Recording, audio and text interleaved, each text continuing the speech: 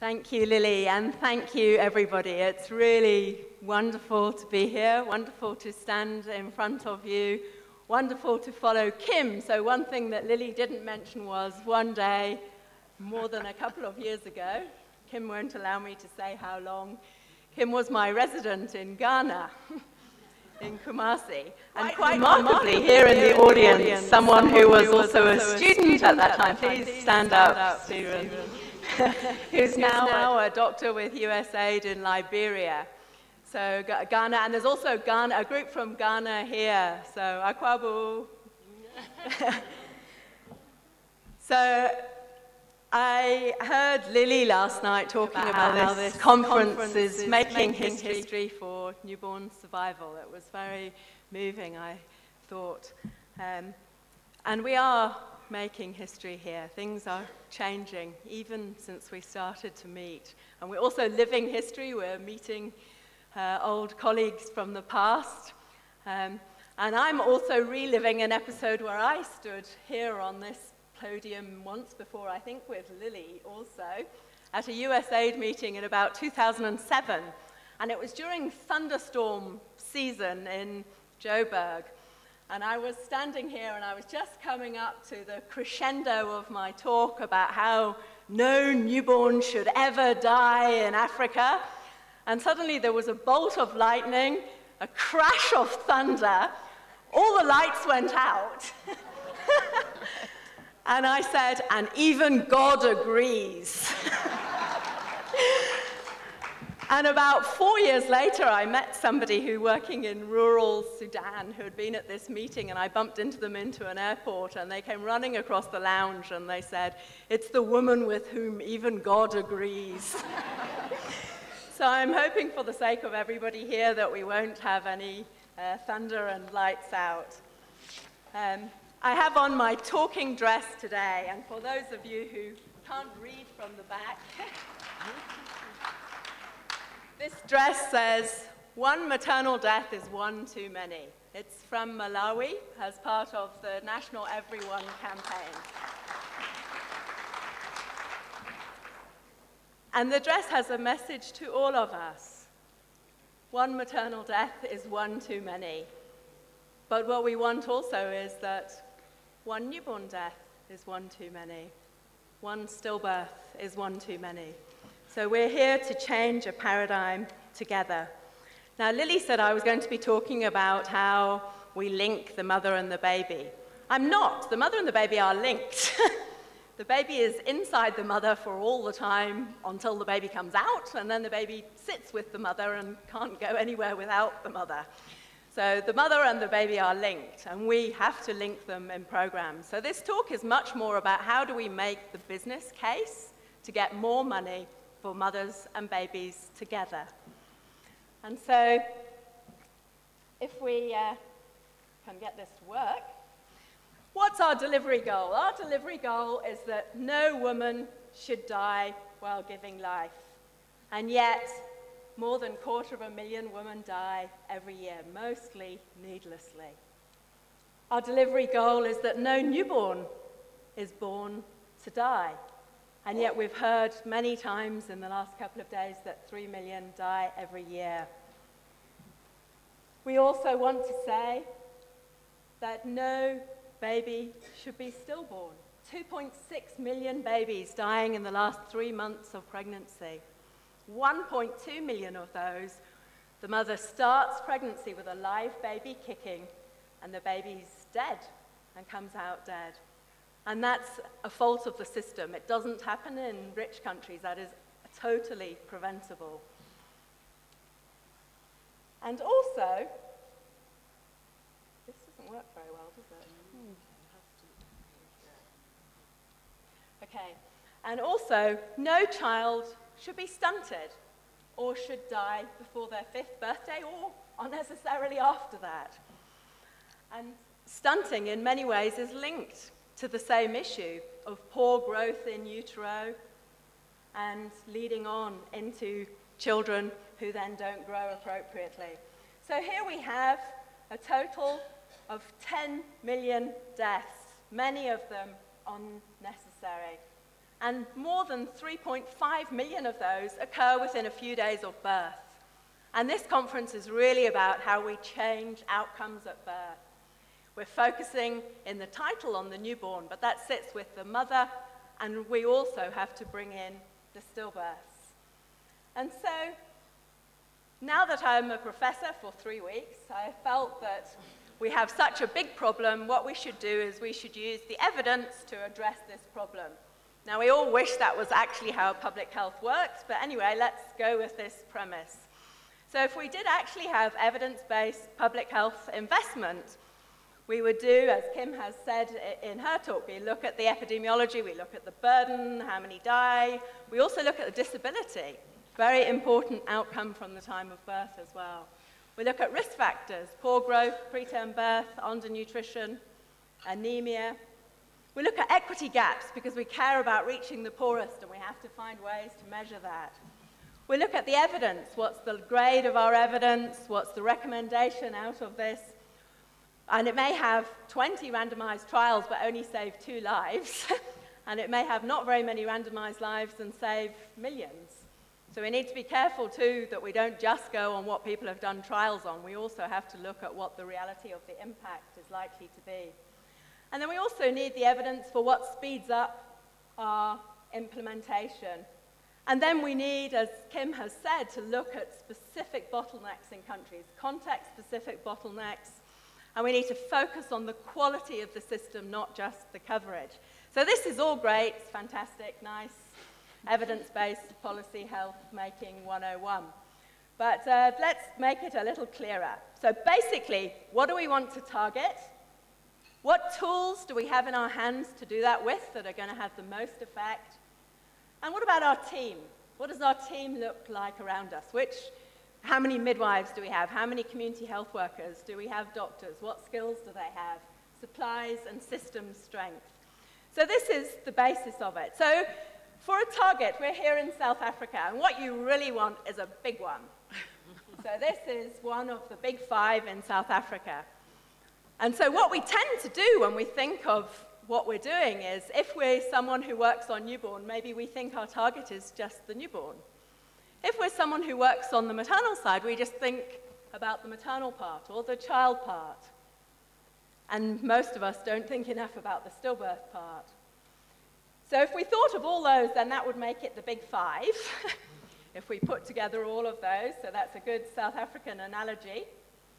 But if we go forward, what tends to happen is most of us sit just in our one box we keep in our area. Or even more likely, what tends to happen is when we go down to the causes, this doesn't seem to work at all. It does. So when we come down to the causes of death, what tends to happen is maybe we sit in one cause. Maybe we focus on hemorrhage. Maybe we focus on unsafe abortion. Maybe in the child and the neonatal side, we focus just on preterm birth. We focus just on birth asphyxia, but not on the whole. And then very few of us look at the stillbirths. Even when I pointed at that, it doesn't seem to be. Maybe it's tired. So here we have the antepartum stillbirths and the intrapartum stillbirths. And almost all of the intrapartum stillbirths, it's due to obstructed labor and complications of labor. So if we look at these, this is now very complicated because in this room, maybe some of you are sitting just in one of these little parts. So this no longer looks like the big 5. This looks like Noah's Ark. And it's no wonder we don't make progress because policymakers are having a conversation with us and we're on one cause, or maybe we're on one intervention for one cause.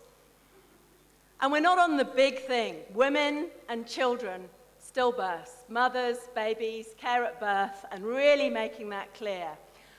And if we were to reframe it a little bit and to put it to the big 5, so put the epi together just in a slightly different way, and if we talk about childbirth complications, which kill mothers, kill babies, kill stillbirths, big number, but it's the same systems entry point that we have to change.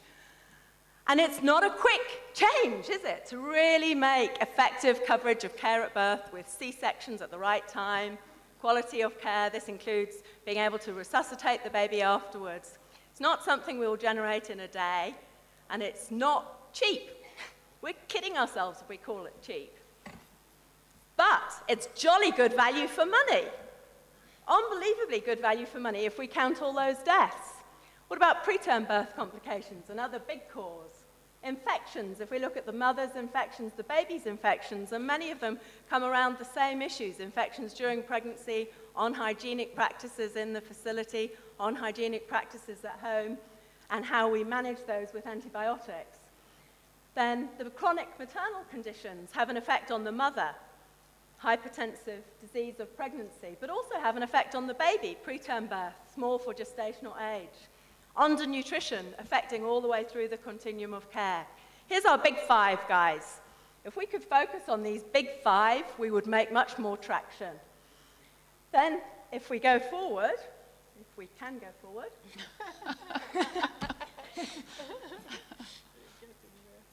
maybe we can't go forward. Don't say that. Now, if we have a problem with causes and lots of causes, we have an even worse problem with lots and lots of interventions. So here we have the kindness of Richard Horton, who may appear at the top right or may not appear at the top right. Aha, Richard Horton. Richard Horton, who has proliferated many Lancet series that have made a huge difference in global health. For those of you who can remember back 10 years ago in global health, there was a whole lot less attention. Really has generated a lot of interest in using evidence. Okay, I knew it was tired. But we really have a problem if what we're trying to do then is to put all these together. And this is where the partnership came in to help us. So the partnership locked lots of people up in a room who were all shouting for one of the 200 interventions, and then got them to agree to only 56. And they weren't allowed out until they'd agreed to the 56.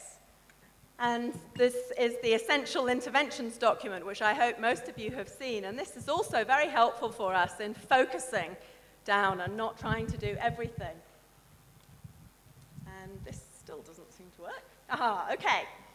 So the message out of this is, if we put these together, and Bernadette showed this beautifully yesterday, in packages, very systematically, we get a much greater impact. We also get more efficiency because we can go for integrated delivery, and we will get more impact if we focus on those that have an effect on women and on babies, because then we get value added on impact. However, we have a second problem with our evidence. So if our first problem was that we have masses and masses of evidence, our second problem is that even when we have evidence, it doesn't always go into action. So you'd like to think, you know, people who sit in universities and write papers, that you have this nice linear line of evidence to action. But for all of us who are out in the policy world, we know it goes in circles, backwards and forwards. And sometimes the things that to get taken up quickly may not have the most evidence. So this is an example.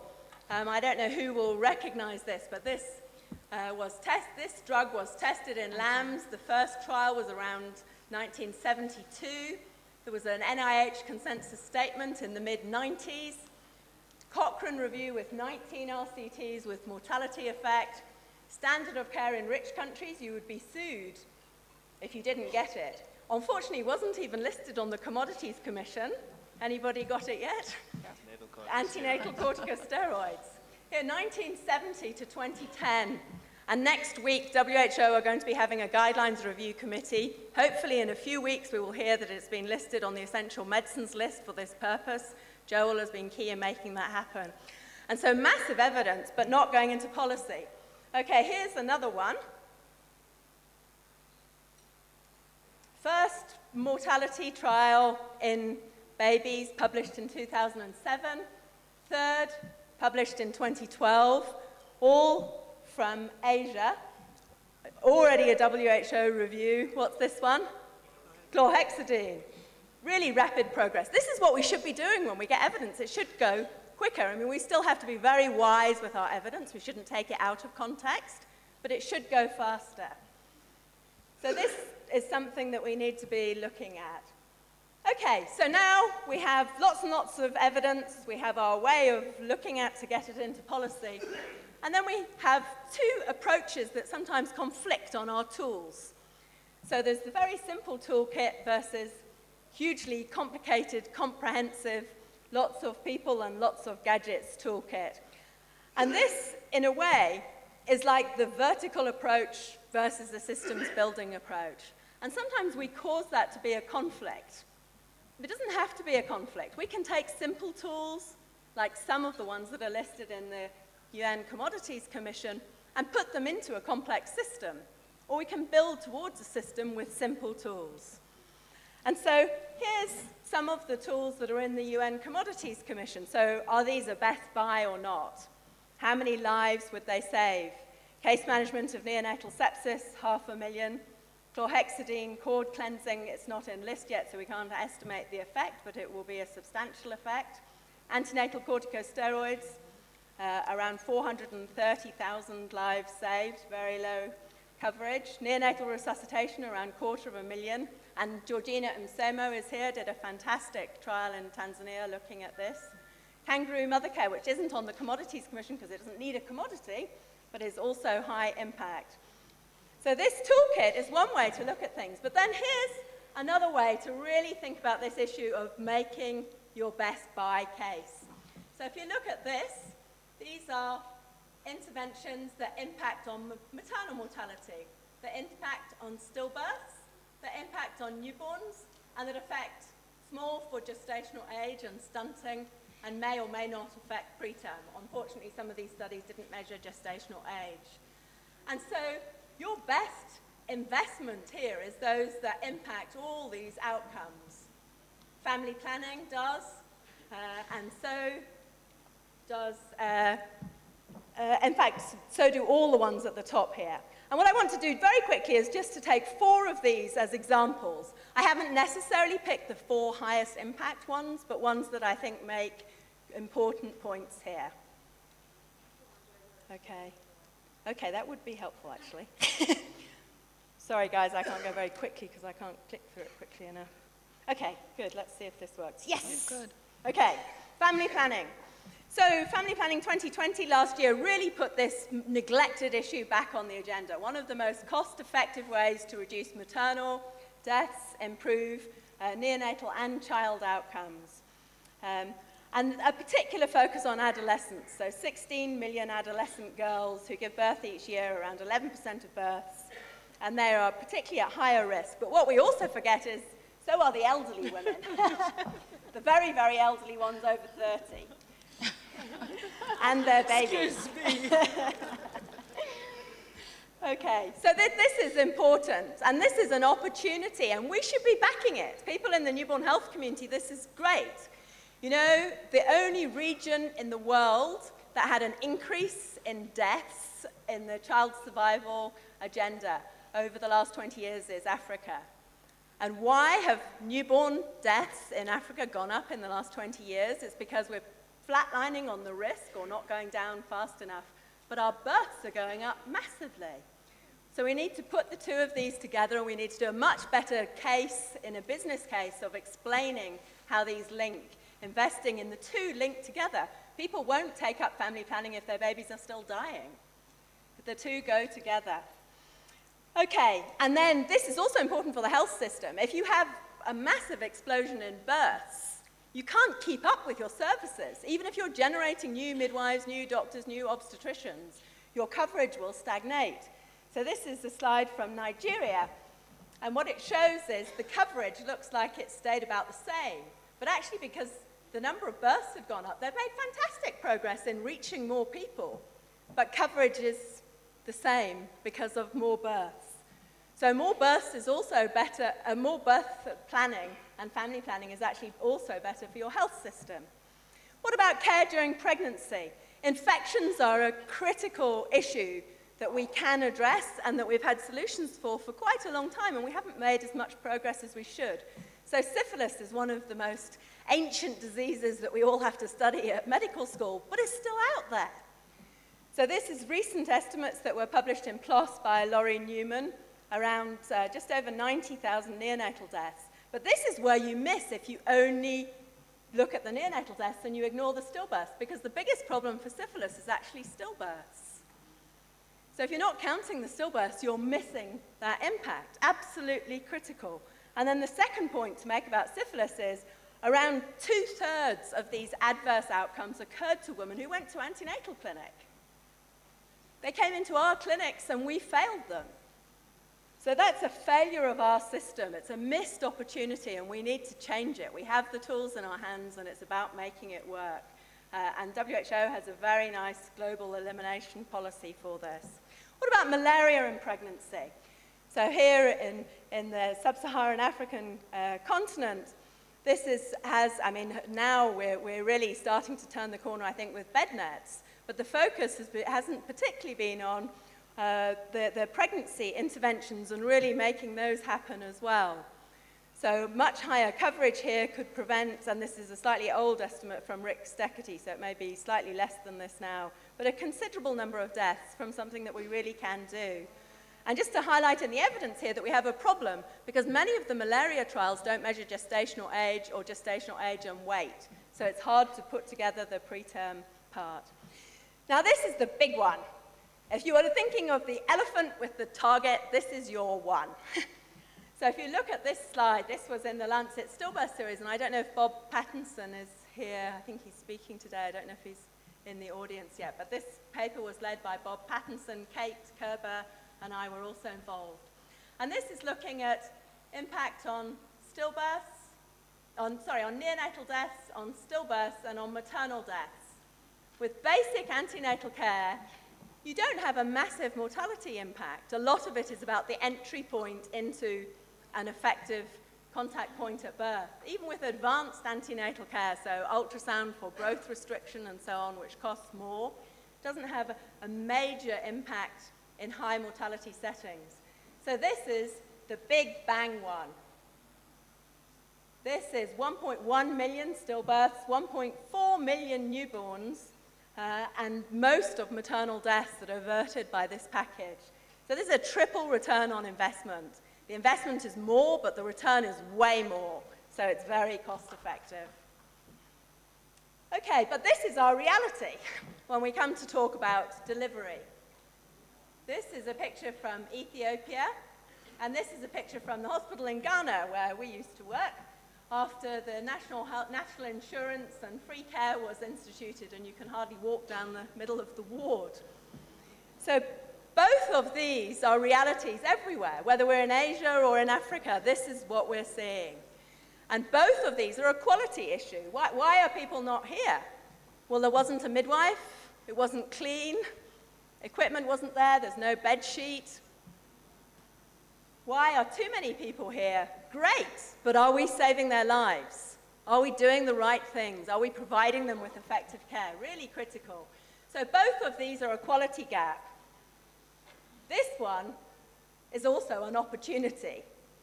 And this one, we need to be out in the communities working out what we're doing and getting people in and making it work better and differently. And this is a slide from Uganda to illustrate this opportunity gap. So in Uganda, coverage of care at birth. This is an analysis that was published in PLOS a few years ago. Mary Kinney, who's here, was the first name, with the African Science Academies group. And so all of these, we have limited data on there based on service provision data, except for C-section. And what you can see is, compared to those who are in facilities, there's this gap. Unfortunately, there wasn't data in this particular instance for active management of the third stage. This is a quality gap. If there's one best buy in maternal and newborn health in the next 2 years, it's closing the quality gap where we work. People are there, we've brought them in, and we need to do the right things. We need to make sure that women get what they should get, that babies get what they should get, and that we don't have unnecessary deaths. And that is the most cost-effective thing that we can do. So just to move quickly through the one slide on the preterm, because Cyril is going to be covering that more, but we would be missing out on best buys if we don't say that this is a best buy. So if we look at the survival gap here between babies who are born preterm in rich countries and survive 90% and die more than 90% survive here and less than 10% survive in the low-income settings. And yet most of these could be saved. In Born Too Soon, we showed that around 3/4 of these could be saved without intensive care. Most preterm babies are moderately preterm. And to highlight, and Cyril is going to take this more, but this would be a huge best buy if we could do it. Prevention of preterm birth, huge burden, huge knowledge gap, absolutely critical, and even more urgent for low-income settings where the rates are highest and our evidence is weakest. So, to finish off, 3.5 million deaths within days of birth. Happier birthdays are absolutely key to reducing deaths that affect families. Those are real families, they're real faces, it's not just big numbers. We've heard that again and again. Also, disability. The Global Burden of Disease, just released in December this year, showed that 10% of the whole burden of disease is neonatal conditions, deaths and disability. It's huge. So what are the best buys? Well, first of all, we need to really push those things that do have an effect on more than one target group. Care at birth is the biggest bang out of this one. Family planning also critical. Focus around the time of birth. We've heard that, but we really need to make it work, especially with quality. And how? Context-specific planning, program, action, leadership. That's what the Global Newborn Action Plan is about. That's what we're all about, and we need to see how that's going to become a reality and really bring change. So, we're the first generation who really can form a movement for women and children. It's there, the Every Woman, Every Child movement. We need to hear the baby's voice in that, and then we need to be sure. 1,000 days to go to the MDGs. Those goals are critical, but we need to keep going. So, if you thought Yvonne Chaka Chaka was good the other day, I have an even better surprise for you now. Because this is a big goal. So we've got to get our energy together. So if I was in Malawi earlier, I'm now in South Africa. And we're all going to join in. This is Zoe. She's going to put Yvonne Chaka Chaka to shame. She's the lead singer for the South African Midwife Association, and their song for the midwives is just the song that we need to help us reach our goal. Thank you. You've challenged all these champions here. I'm sure they're going to sing it. That's an anthem that was started in South Africa, but it has now been adopted by the whole Confederation of Midwives internationally. I think we're going to sing. Are the midwives here today? Will you stand and then we sing this song? But also, because we work in teams, it's not only midwives. We also work with committed people. I think all of us are going to sing it. I'm sure if we can get the tune and then all of us can sing. It goes like this. Oh, also we sing it with actions until we reach our goal, until he says, well done, until he shakes my hand. That's how we're going to sing it. And you can't sing it sitting down. You're all honorary midwives. You need to get up and join in. Until I reach my goal, until I reach my goal, I'll never depart from the golden rule until I reach my goal, until I reach my goal. I reach my goal, never depart from the golden rule until I reach my goal. In Africa, we sing with a soprano and an alto and a tenor. I think we must hear those things. I think all of us have caught into until I reach my goal. Let's do it for the second time. Until I reach my goal, until I reach my goal, I reach my goal, never depart from the golden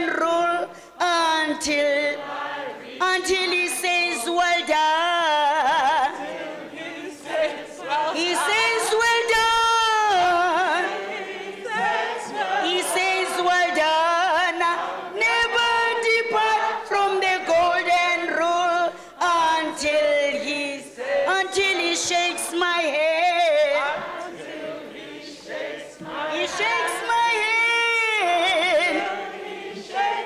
He shakes my hand. Never depart from the golden rule until he shakes my hand. For the last time, until we reach our goal.